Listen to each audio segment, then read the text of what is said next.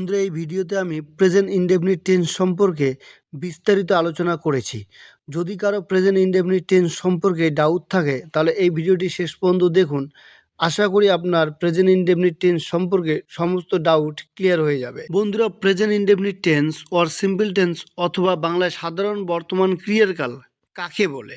যদি বর্তমানকালে কোনো কাজ ঘটে বা ঘটে থাকে, কোনো চিরন্তন সত্য বোঝায় বা অভ্যাসবশত কোনো কাজ করা বোঝায়, তবে ভার্বের প্রেজেন্ট ইনডেফিনিট টেন্স হয়। এই টেন্সে সাধারণত প্রথমে সাবজেক্ট, তারপর মেইন ভার্ব, তারপর অবজেক্ট বসে। তবে কখনো কখনো মেইন ভার্বের সাথে এস বা ইএস যুক্ত হয়।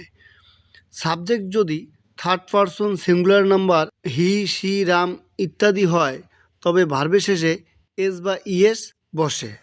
যেমন হি গোস হোম, এখানে গো ভার্বের সাথে ইএস যুক্ত হয়েছে। We eat rice, they play in the afternoon. এছাড়া আরও কয়েকটি ক্ষেত্রে ভার্বের প্রেজেন্ট ইনডেফিনিট টেন্স হয়। চলুন সেগুলি নিয়ে আলোচনা করা যাক। যেমন কোনো অভ্যাস বোঝাতে ভার্বের প্রেজেন্ট ইনডেফিনিট টেন্স হয়। যেমন সে প্রত্যহ সকালে চা খায়।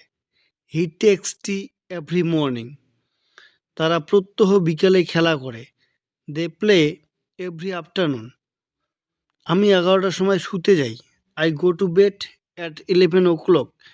এখানে প্রতিটি বাক্যে অভ্যাসের কথা বলা হয়েছে। চিরকালীন বা নিত্য সত্য বোঝাতেও ভার্বের প্রেজেন্ট ইনডেফিনিট টেন্স হয়। সূর্য পূর্ব দিকে ওঠে। The sun rises in the east. পৃথিবী সূর্যের চারদিকে ঘোরে। The earth moves round the sun.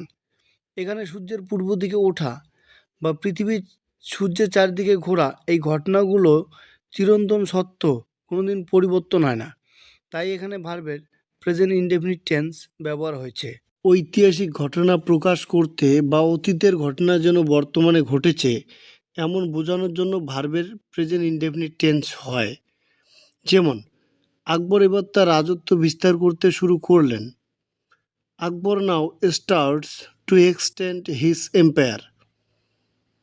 প্রতাপ সাহসের সাথে আকবরের বিরুদ্ধে যুদ্ধ করলেন।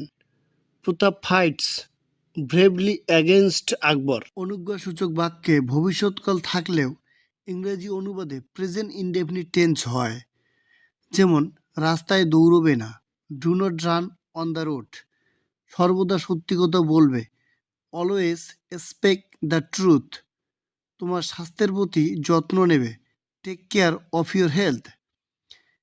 একটু লক্ষ্য করে দেখেন, এই বাক্যগুলিতে ভবিষ্যতে কোনো কিছু করা বা না করার নির্দেশ দেওয়া হয়েছে, কিন্তু এখানে ইংরেজি অনুবাদে প্রেজেন্ট ইনডেফিনিট টেন্স হয়েছে। কোনো কোনো ক্ষেত্রে প্রেজেন্ট পারফেক্ট টেন্স এর ইংরেজি অনুবাদে প্রেজেন্ট ইনডেফিনিট টেন্স হয়। যেমন আমি শুনলাম যে সে ভালো আছে। I hear that he is well. আমার সর্বনাশ হয়েছে। I am undone. এই রাস্তাটি স্টেশনের দিকে গিয়েছে। This road leads to the station. এই বাক্যগুলি প্রেজেন্ট পারফেক্ট টেন্সের মতো ভাব প্রকাশ করলেও ইংরেজি অনুবাদে প্রেজেন্ট ইনডেফিনিট টেন্স হয়েছে। বর্তমানকালে কোনো কাজ হচ্ছে বা চলছে বোঝাতে কিছু কিছু বিষয়ে প্রেজেন্ট কন্টিনিউয়াস টেন্স না হয়ে প্রেজেন্ট ইনডেফিনিট টেন্স হয়। যেমন আমার তেষ্টা পেয়েছে। I am thirsty. পাখিটি কি সুন্দরভাবে উড়ছে। How well the bird flies. আমি অসুস্থ বোধ করছি। আই ফিল ইল। এই বাক্যগুলিতে কোনো কাজ চলছে বা হচ্ছে, কিন্তু তা সত্ত্বেও বাক্যগুলি প্রেজেন্ট ইনডেফিনিট টেন্স হয়েছে। ভবিষ্যতের পূর্ব নির্দিষ্ট কোনো পরিকল্পনা বা বিষয় বোঝাতে প্রেজেন্ট ইনডেফিনিট টেন্স হয়। যেমন সে রবিবার দিল্লি আসছে। He comes to Delhi on Sunday. গ্রীষ্মের ছুটি শুরু হচ্ছে মঙ্গলবার থেকে। Summer vacation starts from Tuesday. আমরা আগামী সপ্তাহে পুরী যাব। We go to Puri next week. কোনো উদ্ধৃতির সঙ্গে পরিচয় করানোর জন্য প্রেজেন্ট ইনডেফিনিট টেন্স হয়। যেমন বিবেকানন্দ বলেন, মানব জাতির সেবাই ঈশ্বরের সেবা। Vivekananda says service to mankind is the service to god.